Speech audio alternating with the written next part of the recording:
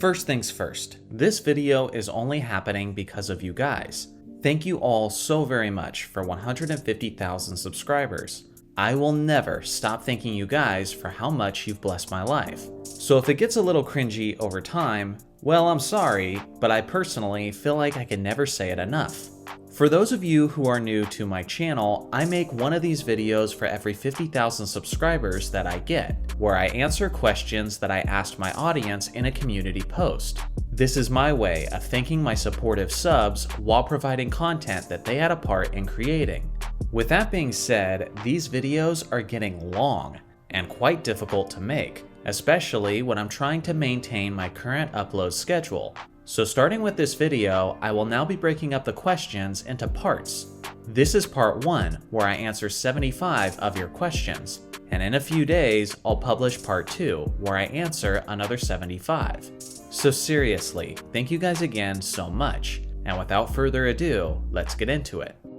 Number 1, what's your 5 best power forwards of all time? Personally, Tim Duncan is my number 1 without question. After that, I've got Charles Barkley, Karl Malone, Kevin Garnett, and Giannis. Honorable mention goes to Kevin McHale.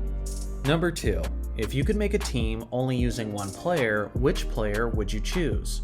So basically, how I'm understanding the question is that if I could clone a player and roll out 5 of those guys onto the court, who would I choose?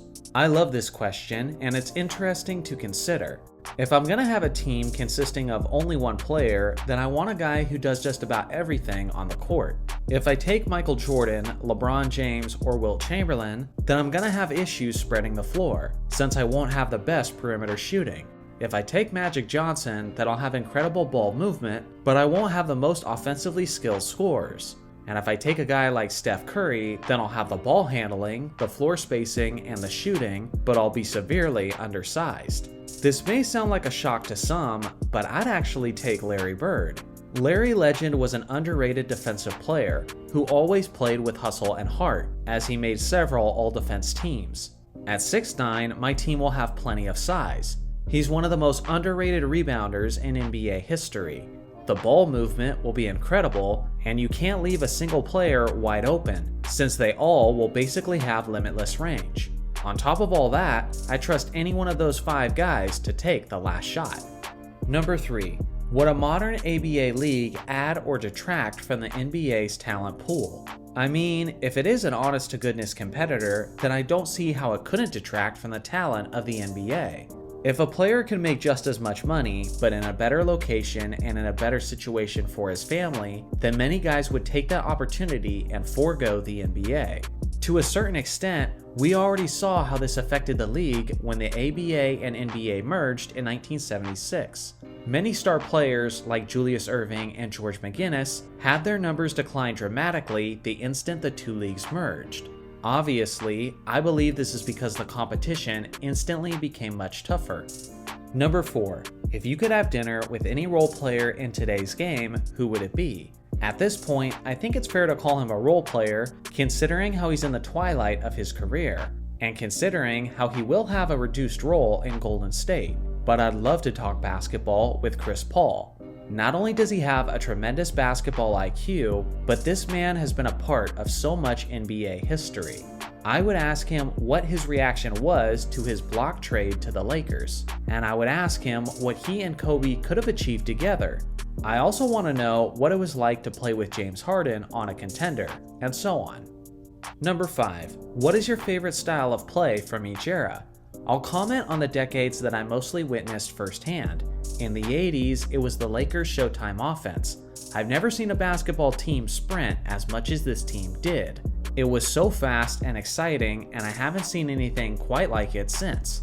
In the 90s, the Seattle Supersonics were essentially the original Lob City. I'd do anything to witness Peyton and Kemp again in their prime. In the 2000s, I think it had to be the triangle offense, and how Shaq and the Lakers fit perfectly into that inside-and-out game. I've never seen one player control every aspect of the game as much as Shaq did in the early 2000s, and it was a marvel to watch. In the 2010s, I gotta go with the San Antonio Spurs, as their system was all about ball movement and efficient shooting. For an analytics fan, it was basically a dream being played out on the court. Have you ever Googled yourself when you were bored one night, and rather than having a laugh, were instead shocked to see some of your personal information exposed on one of those public listing sites? You're not alone, as this issue affects people every day across the country.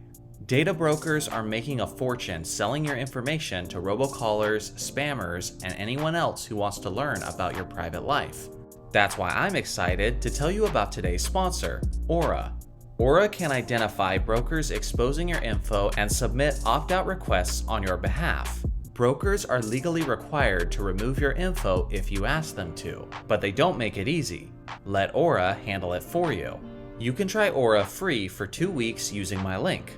It's easy to set up, and you don't have to download several different apps to get things like parental controls, antivirus, identity theft insurance, and more secured. You get everything at one affordable price in one place. Don't let scammers exploit and profit off of your private information. Give yourself peace of mind and go to aura.com/JohnnyArnett to start your 2-week free trial. Click my link in the pinned comment to get started. Number 6. What is your most underrated teams of all time? There are a few solid choices. For one, I would say the 2002 Sacramento Kings. Sketchy refereeing kept them from winning the NBA championship, and that team had basically everything. Great perimeter scorers, a dominant inside presence, one of the greatest shooters of all time, stifling defensive weapons, and offensive sparks off the bench. Another team that's underrated is the mid-90s Orlando Magic. Shaquille O'Neal, Penny Hardaway, and Horace Grant were headlining those teams, and they had the talent to win the championship, but Michael Jordan and Hakeem Olajuwon just got in the way. If Shaq hadn't left in the summer of '96 to join the Lakers, I do believe it was only a matter of time before he won a ring in Orlando. Number 7. How should modern defenses counter this recent offensive explosion?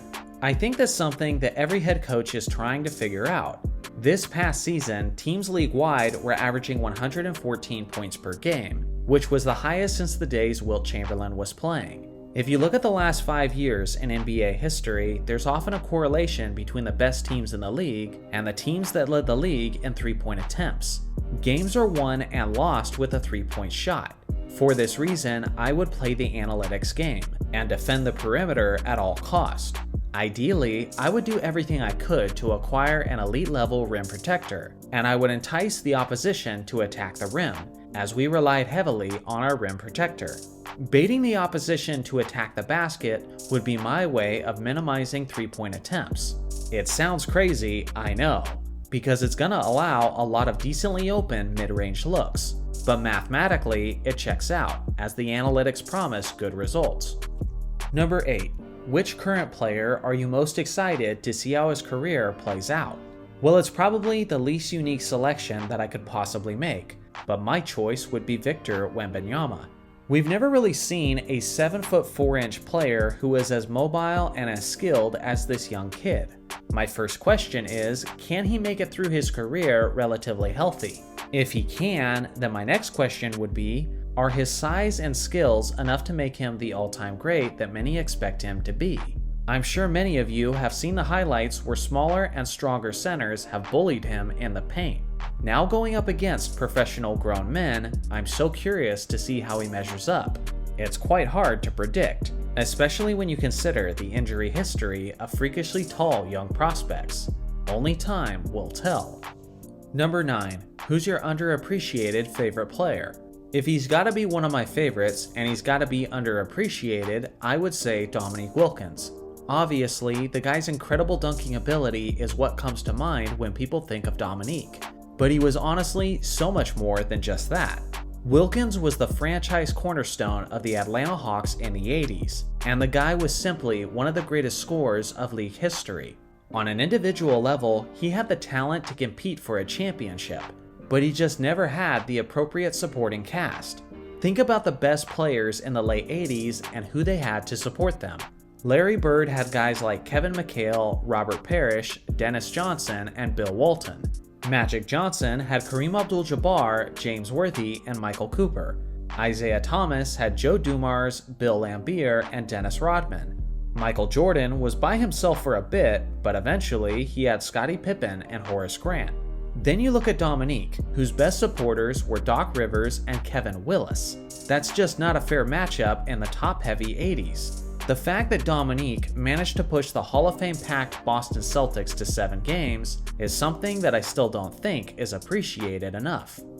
Number 10. Do you think there will be any major changes this decade in the way the game is officiated? Personally, I don't think so. General offense has been steadily increasing since the early 2000s, and at this point, I kinda think that's how the league prefers it. When players are breaking records and putting up monstrous stat lines every other night, it gets social media constantly in a swirl, talking about the happenings in the league. Although television ratings aren't as high as they used to be in the US, they really don't have to be in order for the league to generate revenue on a global scale.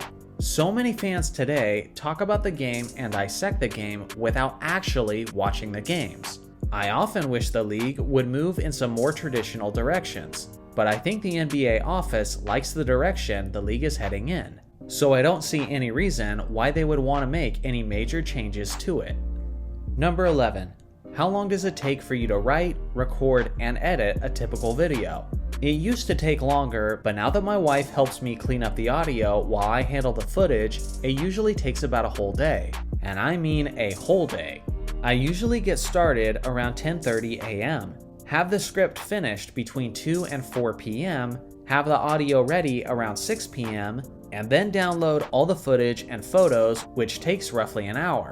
Then I start the actual editing, and once that's done, I'll do the thumbnail, the tags, and all that stuff. Hopefully, I'm in bed by midnight, but more often than not, it's between 2 and 4 a.m. It's a long day, but it's usually followed by a day off. I honestly wouldn't change a thing. Number 12. What is the best video you've uploaded, and which one are you most proud of? I think I might have answered this question in a previous video, and my feelings are still the same.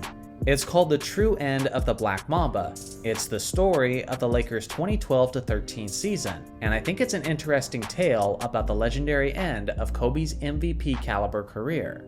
The funny thing is, every time I use footage of Kobe's Achilles game, it gets a copyright claim.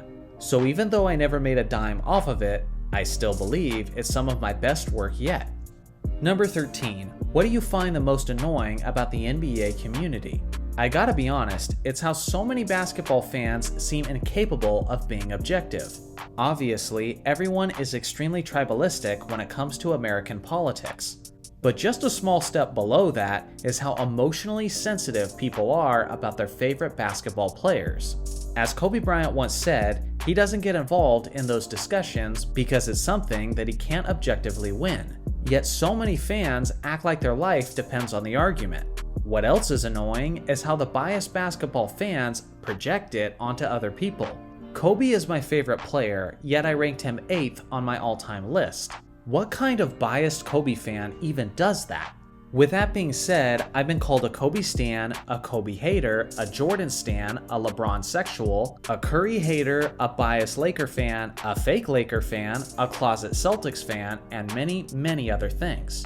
Some fans just get up in their feelings, and then they need to take it to the next level, and they gotta get nasty on top of it. You know what I'm talking about. If I say one positive thing about LeBron, some guy has got to show up and say, "Get LeBron's junk out of your mouth, you LeBron sexual."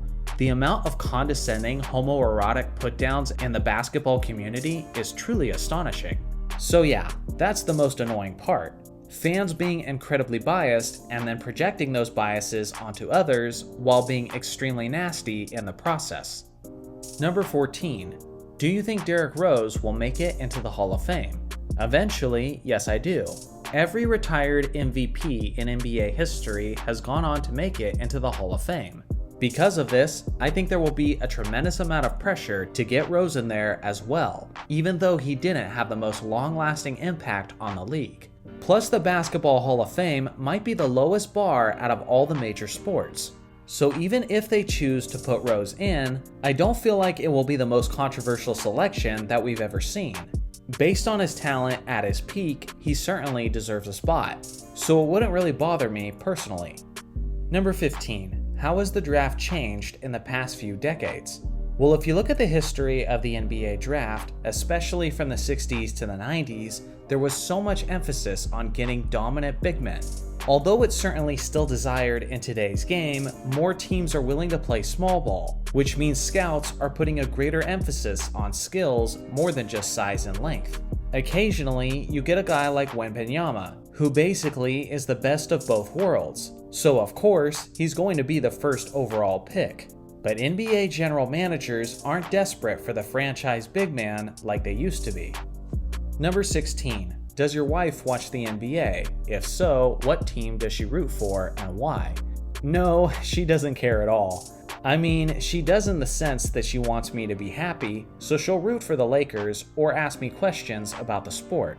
But it's not like she's actually emotionally invested beyond that. Our areas of commonality are our faith and our love for nerdy things, like Lord of the Rings and video games. Number 17. Do you think the OKC Thunder would have won multiple championships after 2016 if Kevin Durant had stayed? I'll say that they would have got one. Obviously, even with Kevin Durant, Golden State would have been a consistent problem for OKC. San Antonio was still a strong contender, and LeBron would have been an issue in Cleveland. The funny thing about the Durant and Westbrook tandem is that I never really felt like they were a good fit in the first place from a basketball X's and O's standpoint. But they were so talented individually that they were able to make things extremely competitive regardless. So based on their talent, I think they would have found a way to get one. But anything beyond that seems overly optimistic, given the strong competition of that era. Number 18. How do you feel about the new generation of basketball players wearing low-top sneakers? Seems kinda reckless, to be honest. I have several pairs of Kobe's, but I kinda stopped wearing them over the years because my ankles just get way too jacked up. That really shouldn't surprise me though, seeing how Kobe was always twisting his ankles throughout his career. Ultimately, guys can wear whatever they want, but it does seem a little unwise in my opinion. Number 19. If Maurice Stokes had never had that career-ending injury, would he have evolved into an all-time great? I mean, of course, because he already was. For those of you who don't know, Maurice Stokes was a young basketball superstar in the late 1950s. He was actually quite similar to Bill Russell in the sense that he was freakishly athletic, and he was also a dominant rebounder and defensive player. Unfortunately, Stokes landed on his head during his first playoff game of his career, and it ended up paralyzing him for life. He should be considered as one of the greatest what-ifs in NBA history, but the truth is, very few basketball fans actually know about him, due to the fact that he played such a short time so long ago. For me, this question is a no-brainer. Stokes was one of the best players in the league as a rookie, and I imagine that if he goes on to have a full career, he takes at least a couple of those championships away from the great Bill Russell. Number 20. Who do you think the Yana stopper would be in the next couple of years? Lakers longtime commentator Stu Lance always said that great offense beats great defense in terms of a one-on-one matchup. I honestly feel like the whole stopper tag is almost never accurate. Ruben Patterson was referred to as the Kobe stopper, and then the Mamba proceeded to destroy him continuously throughout their careers. I could be wrong, but I don't think there's a specific individual who can consistently contain a player as talented as Giannis, especially in an offensive-friendly era like the one we're in today. Number 21. What do you think about these Kings? Do you think they have a chance to become as good as the Kings of Peja, C-Web, and Bibby? As currently constructed, I don't think their ceiling is quite that high, and typically, when young teams have a surprising season where they exceed expectations, it's often difficult for those teams to replicate their success, let alone improve upon it. There's no reason not to be optimistic as a Kings fan though, as all of their players are below the age of 30. It will be fun to see where this team goes, but I certainly wouldn't expect a championship parade or anything like that. Number 22. What are your thoughts on era comparing? Do you personally give advantages to people in today's game more than players in generations past? I'm very okay with comparing players from various generations. The sport, by its very nature, is competitive, so it's only natural for the fans to compare their favorite players as their own way of competing. There's so much nuance though. You can't simply give certain advantages to specific eras while ignoring crucial bits of context. For example, I hear people all the time say that modern players are more skilled than players from previous generations. And although that might be true to a small extent, players today appear more skilled due to their freedom of movement and their various dribbling skills.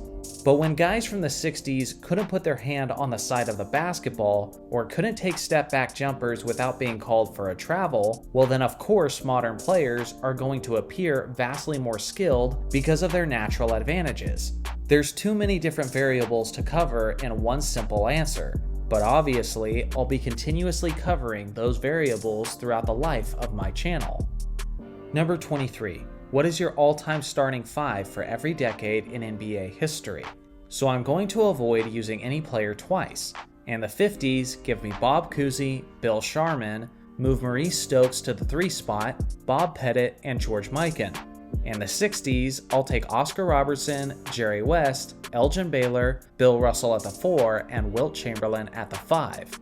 In the 70s, give me Pistol Pete Maravich, John Havlicek, Julius Erving, Bob McAdoo, and Kareem Abdul-Jabbar.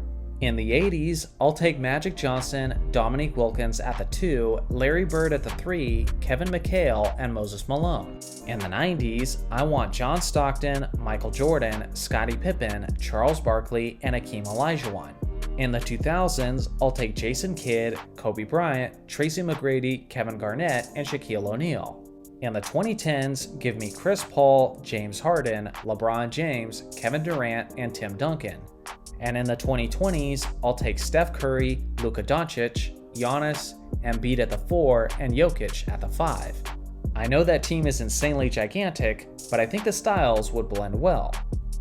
Number 24. Who do you think would win a best-of-7 series between the 86 Celtics and the 96 Bulls? I think in every hypothetical matchup, I have to go with the 1996 Bulls. But one of the few teams that match up very well against them is the 1986 Celtics. The best recipe for challenging the Bulls is attacking them with size. Remember, Shawn Kemp ate very well in the 1996 finals. Kevin McHale and Robert Parrish are two long and skilled towers that would make Luke Longley and Bill Wennington beg for mercy. Sure, Rodman can help on McHale, but as good as Rodman is defensively, I don't like that matchup for him, as McHale is much taller and much longer. Add in the fact that he's one of the greatest post scorers of all time, and it's gonna be a major problem. Between Jordan, Pippen, and Harper, the Bulls had the greatest perimeter defense of all time, so they'll do a solid job of containing Larry Bird and Dennis Johnson. It's a close one, but I'll go with the Bulls in 7. Number 25. Which rules from the European leagues would you add to the NBA for the better? Well, for one, the EuroLeague is a lot more strict with what they allow from the ball handler. I hate how goofy the NBA has become when it comes to traveling. The definition of the gather step has become so loose that you see guys regularly implementing moves into their game that they never would have gotten away with 20 years ago. The NBA needs to clean up some of their traveling issues in the modern game, which the EuroLeague has already done a much better job of. I do like how players in Europe can touch the basketball while it's over the cylinder. I always enjoyed watching that aspect in the Olympic Games, and I think it makes things more exciting as there is a lot more potential for putback slams. Those would be my 2. Number 26. With the value of the three-pointer increasing, do you think they should nerf the three-point shot? Yes, but more as an experiment. Remember how the NBA shortened the three-point line for a couple seasons in the late 90s? I would do something like that, but instead of shortening the line, I would extend it by a couple feet. This would lower the conversion rate of the three-point shot, which would naturally increase the value of the two-point shot. You would likely see a re-emergence of strong low-post big men, who wouldn't need to spread the floor with deep shooting. I think this would be a good way to add more variety to the game, and if I'm wrong, they could always change it back after a couple seasons, just like they did in the 90s. Number 27. So far, we've had no teams repeat this decade. Do you think this could be a repeat of the 70s? I definitely think it's possible. This current era is one of the most talented generations that I've ever seen. With that being said, it feels like every year, a different player is being crowned the best in the NBA.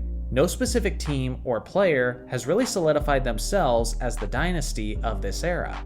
There just seems to be more parity in general, which is certainly similar to the 70s. Number 28.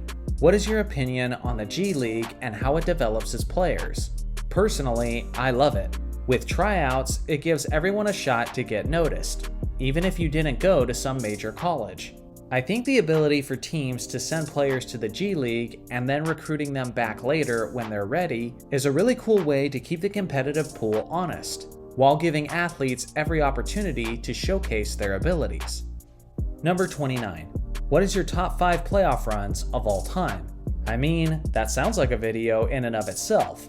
I'm not sure if you're asking the question from an individual standpoint or from a team standpoint.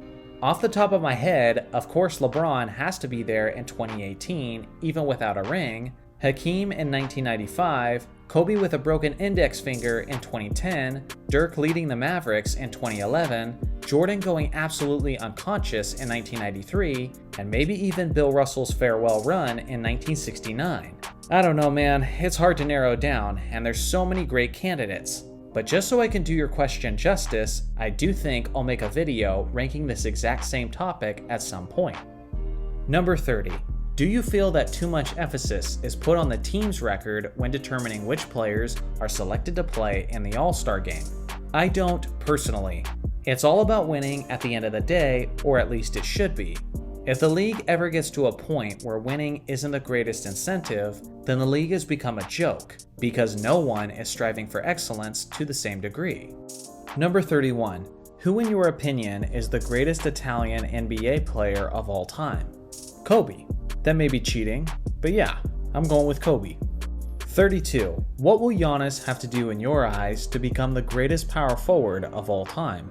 Well, losing to the 8th seed in the first round certainly didn't help. As of now, Tim Duncan has a stronghold on that award, as he should.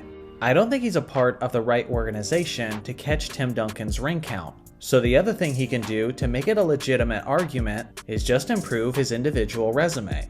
Give him 3 rings, 3 MVPs, and 3 Defensive Player of the Year awards, and I could easily see much of the basketball audience leaning in his favor. Number 33. What's your opinion on the influx of international players and their domination of the league? I think it's great for the game of basketball. In my lifetime, I would love to see the league grow to a point where it replaces football/soccer as the sport of the world. I don't think that's gonna happen, but if it was gonna, then it would require the help of the popular international NBA players. I will say, I am a bit annoyed about something as a proud American basketball fan. Back in the 80s and 90s, the narrative was always that the European players were soft, whiny, and flopping players. But what's crazy is how that narrative has justifiably changed. Now Americans are often the whiny floppers within the league. When European Luka Doncic famously told American-born Montrezl Harrell to stop flopping, I felt like I was in the Twilight Zone. Oh, how the game has changed in the last couple of decades. Number 34. What are your opinions on bands like OJ Mayo and Richard Dumas? To be honest, I'm not a huge fan of lifelong bans. It's even a product of my faith, as I believe that people can change and people can be redeemed. A lifelong ban is such a drastic absolute measure where it isn't always completely necessary. Obviously, it highly depends on the offense. On one hand, I understand why leagues have to be somewhat harsh on performance-enhancing drugs. But if the league is too harsh, then it sets an intense precedent that needs to be consistent across the league. The NBA has one of the weakest drug testing programs in all of major sports. And you're crazy if you don't think there's a lot of guys in the league today who are using designer drugs, which are created in a way that are designed to avoid positive drug tests. For example, LeBron's name has come up a lot in the last couple of years regarding performance-enhancing drugs. Now, I have no idea whether or not he's guilty of it, but that's besides my point. Just imagine if a guy like LeBron was proven to use these substances. Now the league would have this awkward situation where they have to punish the face of the league as harshly as they have with less significant players in the past. That's what I'm talking about when I'm saying that these harsh bans set a dangerous precedent that I don't think the league will always enforce fairly across the board. Number 35. Will you ever make a video about the defunct NBA teams that don't exist anymore? Yes, I feel like I'm extremely overdue on a Seattle Supersonics video, but with my new and more frequent uploading schedule, I'm pretty sure I'll get to it sooner rather than later. Number 36. What do you think of Manu Ginobili? Obviously he's great, as he was arguably the most clutch sixth man to ever play the game. Although I do think he's underrated for some, he's also clearly overrated for others. For example, Skip Bayless acts like he would have been a career 30 points per game scorer if he was a starter throughout his career. All you gotta do is look at his per 36 minute stats to see that Skip's logic simply doesn't add up. With that being said, his skills were very ahead of his time, as many modern ball handlers and distributors appear as if they modeled their game after Manu. Number 37. Do all the rings have the same value? Example, the 2017 Warriors versus the 1995 Rockets. Absolutely not. If all the rings carry the same weight, then you might as well put Giannis, Jokic, Steph Curry, and LeBron James all on the same team, and let them build their GOAT cases with a bunch of rings. Not all rings are created equal, and honestly, they shouldn't be. There is honor and respect in competitors being willing to go head-to-head year after year. Magic and Bird's rivalry was so special because it was just that, a rivalry. They could have joined forces and simply dominated the game together, but the way they drove each other to be better in the offseason and become better leaders is what made the whole thing so special. I mean, come on, you guys know what I'm talking about. In the real world, what happens when a company has a monopoly on a certain product? Inevitably, the product begins to diminish in quality because there's no competitor to push it to be the best it can be. The truth is, the league is better and more entertaining when guys are pushing and competing against one another, and not when they're sipping on martinis on cruise ships, knowing that their super team is by far the most talented team in the league. Number 38. What made this channel take off? A couple of Michael Jordan videos. I was probably like 50 videos deep into my channel with just under 1,000 subscribers. All of a sudden, the algorithm took off for one specific video called How and Why Michael Jordan May Have Banned Isaiah Thomas from the Dream Team. As a way to keep riding that momentum, I decided to make more MJ videos. I made Michael Jordan's underrated years with the Wizards and destroying the myth that Michael Jordan played against weak competition. Both of these videos blew up as well.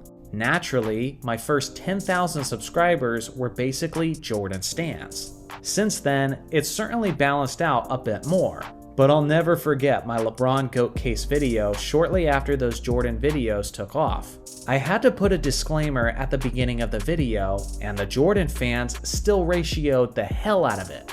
To this day, that was the worst like to dislike ratio that I've ever had. It was a kind of funny way to start the channel, but since then, I think the perspectives and fandoms have balanced themselves out quite a bit. Number 39. What do you think of Bob Pettit? He was an excellent legend of the game. Like most great players from the 50s and 60s, people want to criticize him for his inefficiency, but they fail to consider how he was actually far more efficient than the league average during that era. He has almost every kind of accolade on his resume, but that's what happens when you're a big man and you share an era with the likes of Bill Russell and Wilt Chamberlain. You kind of become an afterthought. Number 40. How do you think the process of ranking players has changed amongst people? I think social media has influenced the way we measure greatness. Back in the day, ring quantity was universally agreed upon as the measure of greatness. But now, with the internet, there are so many different narratives and so many people who try to spin things against or in favor of certain players.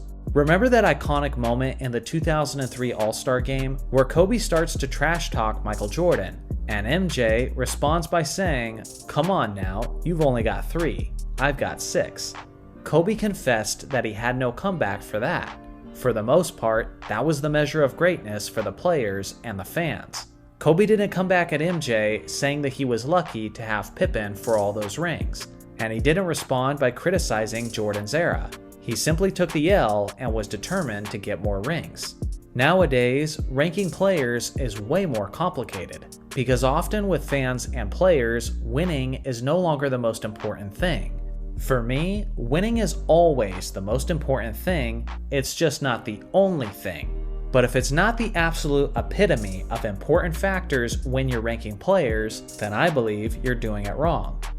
Number 41. What are your most unpopular opinions, current, yesteryear, and future? Definitely my most unpopular opinion is how I rank Wilt Chamberlain on my greatest list. It never fails to get people to call me a casual, which is funny because I'm literally thinking the same thing about them as they comment that. Yesteryear, it was probably when I was a kid, and I used to argue with my brother saying that James Worthy was better than Scottie Pippen. Although Worthy probably holds an edge offensively, it's not even a competition on defense, as Scottie is one of the best to ever do it. I don't still hold that opinion that Worthy is better, but for many years I did. Number 42. Will you ever do any other sports related stuff, like football or baseball for example? I won't, simply because I can't promise the same quality. Basketball is my passion, and it's been a focus throughout my entire life. Although I can engage in casual NFL and MLB discussions, I simply don't know the history as well as I know the NBA's, so I won't pretend to. Number 43. Is Wembanyama overhyped? Yes and no. I made a video recently that explained my thoughts on the matter. Based on his size and talent, he's worthy of the attention. But let's be clear, no top 3 pick his size has ever gone on to be a championship-winning legend. Basically every instance where a player was that big and was drafted that early, his career ended early due to constant injuries. I'm just trying to be a realist here, but if he has a long and healthy career in the league, it'll be a miracle. Number 44. Do you think there are any NBA conspiracies that hold any weight? Oh yeah, several. Some I quickly write off, but others still nag me to this day. The 2002 Western Conference Finals being rigged is the best example I can think of. Number 45. Who do you think will go down as the greatest player of this decade? Nikola Jokic. Of course, what he's done recently has some influence here, but this is not just recency bias speaking. For goodness sake, he nearly won 3 straight MVPs. He's broken all kinds of records, and he's still got time left in his 20s. A year ago, this would have been a much tougher question, but given his current resume and trajectory, this seems like a pretty easy answer at this point. Number 46. Do you agree that Adrian Dantley is the most unlucky Hall of Famer? The Lakers and Pistons won a championship immediately after trading him. Outside of unlucky real-life tragedies, I think it's either Dantley or Tracy McGrady. T-Mac was so close to being in several different situations where he likely would have won a championship. When he was a young kid in Toronto, he was nearly traded straight up for Scottie Pippen, which would have made him teammates with Michael Jordan, and they may have won a championship. In the early 2000s, he was nearly traded to the Lakers, where he could have won a ring with Shaq. Shortly after that, he was nearly teammates with Tim Duncan and Grant Hill in Orlando, which is a lineup that could have been a dynasty. On top of all of that, his career was riddled with injuries and injury-prone teammates, which kept him from having as much success as he should have had. A truly unlucky star when you look at his career as a whole. Number 47. Do you like the current NBA MVP voting formula? If not, what would you change? For many years, I think the NBA was often rewarding players for having more talented teams. I understand winning should be the most important thing, but when Kobe took starters like Smush Parker and Kwame Brown and gave them 45 wins, that sounds like a winner to me. Stop giving the award to the best player on the best team and actually give it to either the best player overall or the most valuable player overall. Number 48.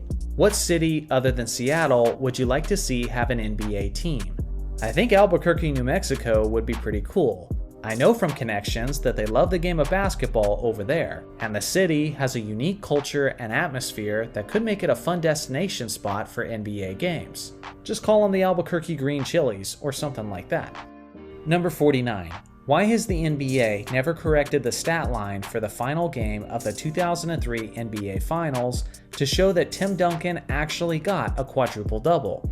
Well, if they did that long after the fact, it would certainly feel anticlimactic, seeing that we didn't get to celebrate the historic achievement in the moment. For those who aren't familiar with the situation, Duncan nearly had a quadruple-double, but he finished with 8 blocks. The replay shows that he should have been credited for more though, but the 10th block is really splitting hairs.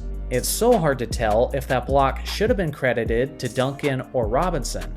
If you're gonna give it to Duncan, that sure is a monumental achievement based on what's essentially a guess. Number 50. In 10 years, who do you see as the face of the NBA? Guys like LeBron and Steph Curry will be long gone. Jokic should be in the twilight of his career. Ja Morant will be filming action movies.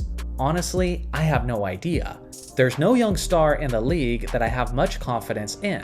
Some might say Wembanyama, but I would be shocked if the kid still had a healthy, thriving career at that point. Luka probably has the best chance, but even that seems a little bold. My guess is that whoever it will be 10 years from now isn't currently in the league just yet. Number 51. What do you think are the top 3 player nicknames in NBA history?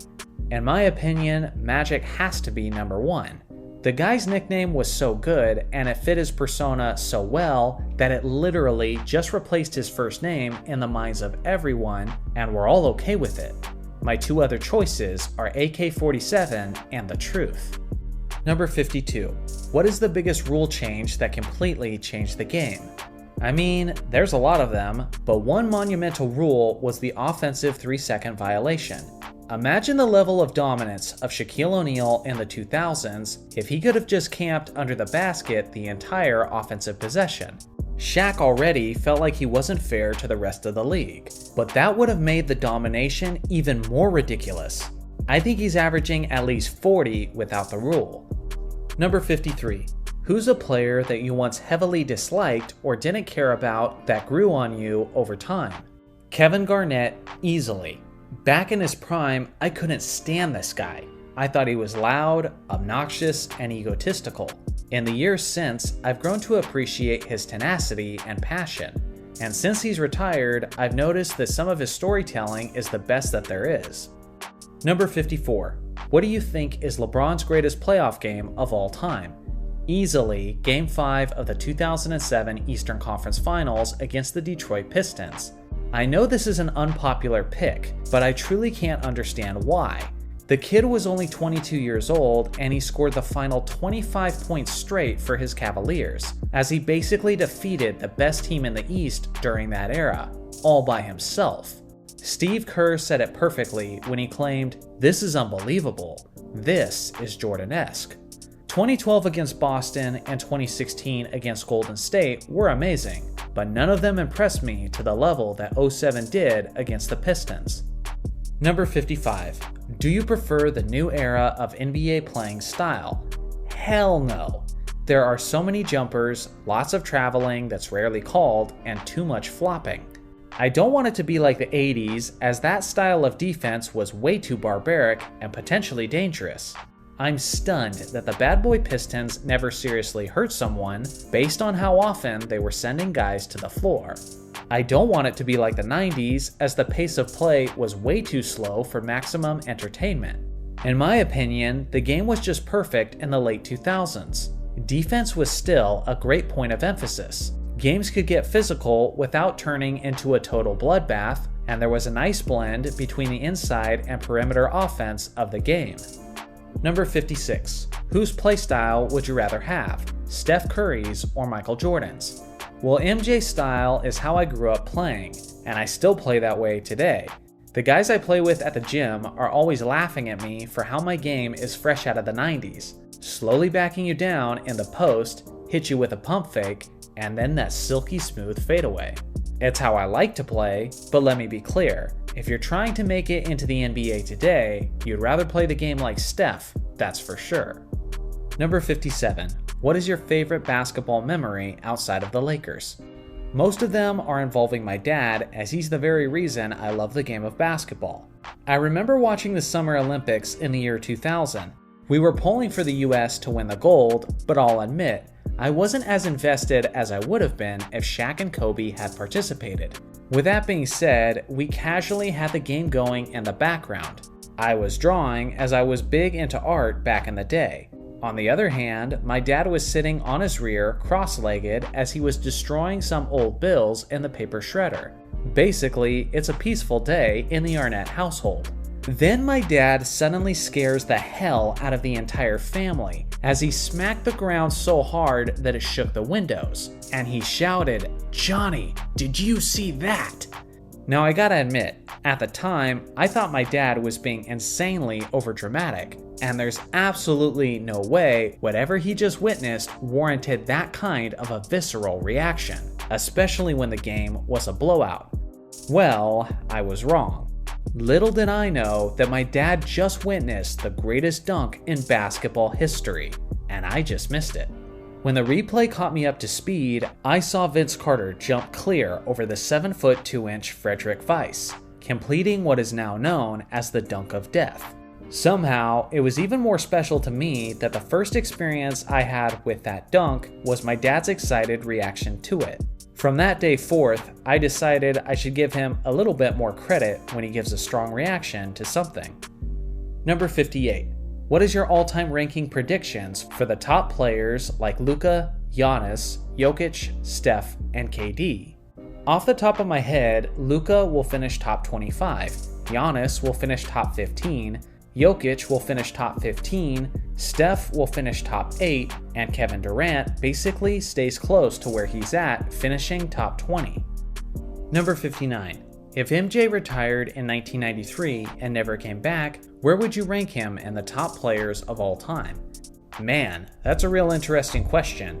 He would have less championships, less MVPs, less scoring titles, less all-defense team appearances, and he would be significantly lower on the all-time statistical rankings. Obviously, I would still rank him number 1 in terms of the greatest peak in basketball history, but his complete body of work would be severely shorter and smaller than the other players in the top 10. I would probably rank him 5th or 6th all-time, but in that scenario, he would likely be the hardest player to rank in all of the top 10. Number 60. Do you think a rookie will ever win MVP again? Yes, but I'm not expecting to see it anytime soon in my lifetime. Since Wes Unseld did it in 1969, a few players have come somewhat close. Kareem Abdul-Jabbar finished 3rd in the MVP race. Michael Jordan finished 6th in the MVP race. Shaquille O'Neal finished 7th, and Tim Duncan finished 5th. It might literally take decades, but I think it's certainly possible, and it's obviously gonna take an all-time great talent to do it. Number 61. Who would you want to start your franchise with out of any NBA legend? I feel like there's angles I can take to make an argument for many different legends. But here's the thing. Not only do most people consider Michael Jordan as the greatest player of all time, but MJ has literally already succeeded in this hypothetical scenario. The Bulls had nothing when he joined them. They were a joke of a franchise, and he brought them 6 championship rings.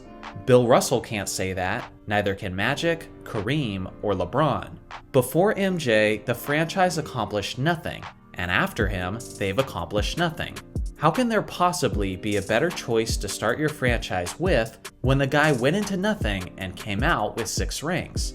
To me, the choice is almost too easy. Number 62. Is Kawhi Leonard still considered an all-time great? Yes, but I'm someone who is especially harsh on him when comparing him to other greats. The previous question asked who is a player I would like to start my franchise with.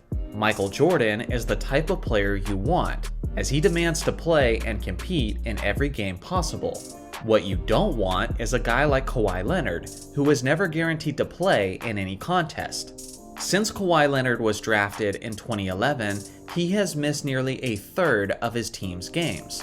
Again, in nearly the entirety of his career, he has missed almost a third of the games. If the best ability is availability, then Kawhi is failing miserably.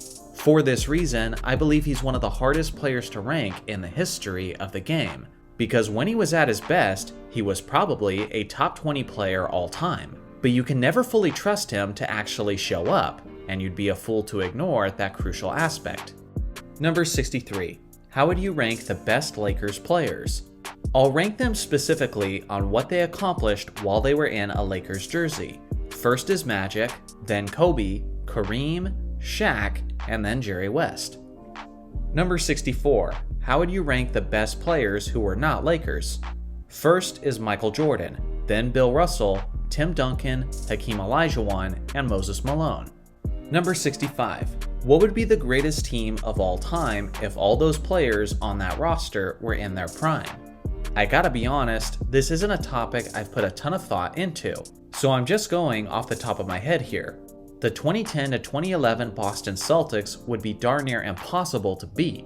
So obviously, you have the Big Four who won the championship in Boston in 2008. But the thing is, none of those guys were even close to their prime when they emphatically won that championship. Now with everyone in their prime, you have Paul Pierce and Ray Allen who are in their 2006 superstar form. Kevin Garnett is at his 2004 peak form, and Rajon Rondo is an elite point guard with his 2012 abilities.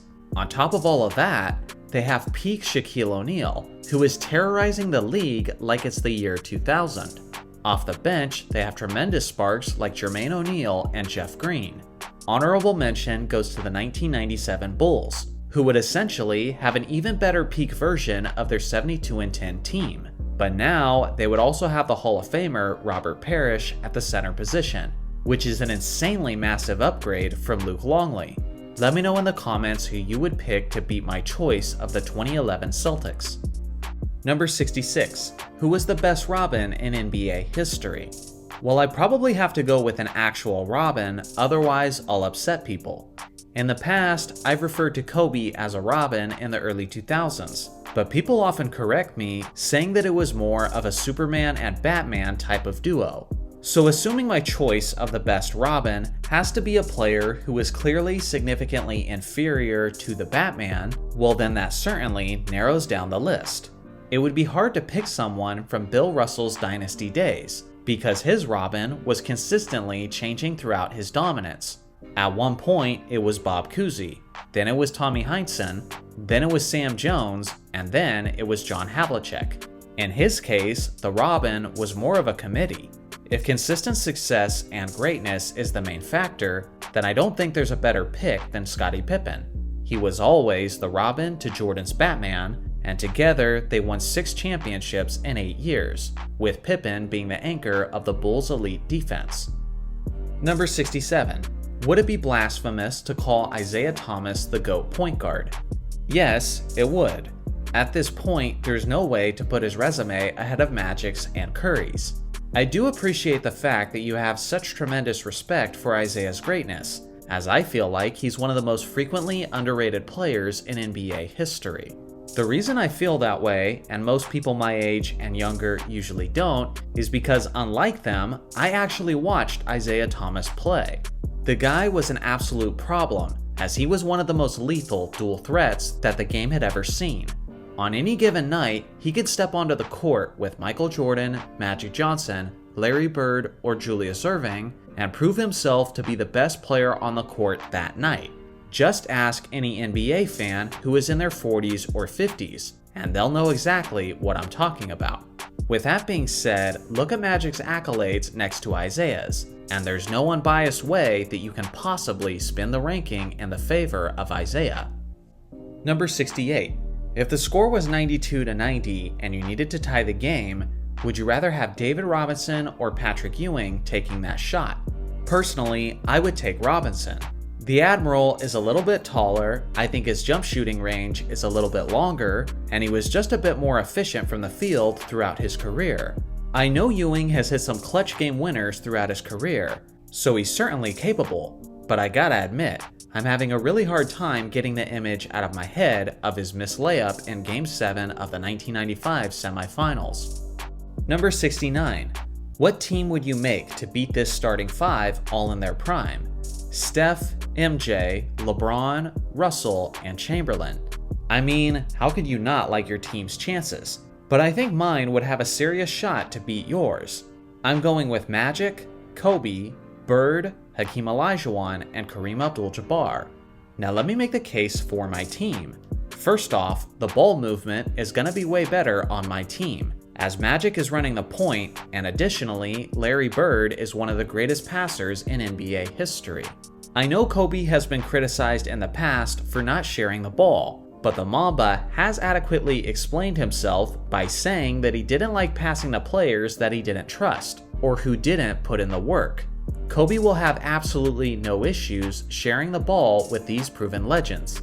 Although Steph works as a great floor spacer for your team, so does Larry Bird for mine. The pairing of Bill Russell and Wilt Chamberlain will make the greatest interior defense of all time, but my bigs are well equipped for that challenge. Let's see how Bill Russell handles the Dream Shake. And although Wilt will be able to block a few shots here and there, Kareem's skyhook remains as the most difficult shot to defend in the history of the game. I also like the proven chemistry between Kareem Abdul-Jabbar and Magic Johnson. Let me know in the comments which team would win, my viewers' team or my counter team. Number 70. Do you think Yao Ming could have been a league MVP? Well, he still got to his mid to late 20s before the injuries truly ruined him. I gotta be honest, even if he was healthy, I don't think his trajectory was quite that high. Some people underrate Yao Ming because they don't understand how offensively impactful he was before the injuries took their toll. But on the other hand, some people overrate Yao Ming by assuming he was more of a complete player than he actually was. For a guy his size, he was kind of an underwhelming defensive player, and he certainly wasn't an elite rebounder either. What he did well was score, and he did it skillfully and efficiently. But to be a league MVP in that talent-packed era, I kinda feel like he would have needed to bring more things to the table in order to secure enough first place votes. Number 71. What do you think of Joel Embiid? I like him. He's one of those young athletes who pays a tremendous amount of respect to the legends that came before him. So obviously, he's gonna gain some points with me. Offensively, as a big man, I believe he has the closest style and skill set to Hakeem Olajuwon since Hakeem retired. So from that perspective, he's a joy to watch. I gotta say, his first few years were riddled with foot injuries, and back in the mid-2010s, I really thought this guy was going to be another Greg Oden. Another guy who had tons of hype and potential only to become another what if due to injuries. So the fact that he's come back from that and turned into one of the best basketball players in the world is a feel-good story that we don't talk about enough. I will admit, I was annoyed by all of his whining for the MVP, and I wish he would have been instead talking about his obsession with winning his first championship. And I do feel like voter fatigue kept Jokic from winning it for the third straight year. With that being said, that's my only minor criticism of Embiid, and as a whole, I think he's great for the game of basketball. With 5 seconds left, who is taking the last shot and why? If we need a 3, I want Larry Bird or Damian Lillard. If it's from the mid-range, I'll take Michael Jordan. But if I can take one player from any NBA season specifically, give me Kobe from the 09-10 season, where the dude was making every kind of game-winning shot imaginable. Number 73. Who do you prefer, Oscar Robertson or Elgin Baylor? My Laker blood wants me to go with Elgin Baylor, but I probably gotta pick Oscar. He's a better player to start your team with, considering how he's effective in more ways than Baylor, like as a distributor. Also, Oscar may not have been as explosive of a scorer, but he was certainly the more efficient and consistent of the two. Baylor wasn't necessarily one of those players that you could plug into a team and immediately they become better. Sometimes he actually had the opposite effect. For example, soon after he left the 1972 Lakers, they went on their record-setting 33-game winning streak and won the championship. So in reality, that team was better functioning without Baylor. I get it, he wasn't in his prime at the time, but still, that's a critique you certainly couldn't make about Oscar, as he always made the team he was with better. Number 74. Why doesn't the NBA crack down on obvious flops? Honestly, it's a great question. The best answer I can give is because Adam Silver lacks a spine and he lets players run the league. After the rule was put in place in the early 2010s that the NBA would start fining players for flopping, I honestly thought that flopping was on its way to becoming a thing of the past. If anything, it's gotten worse. I don't blame the players at all, because if anything gives you a competitive advantage, then by all means, go for it.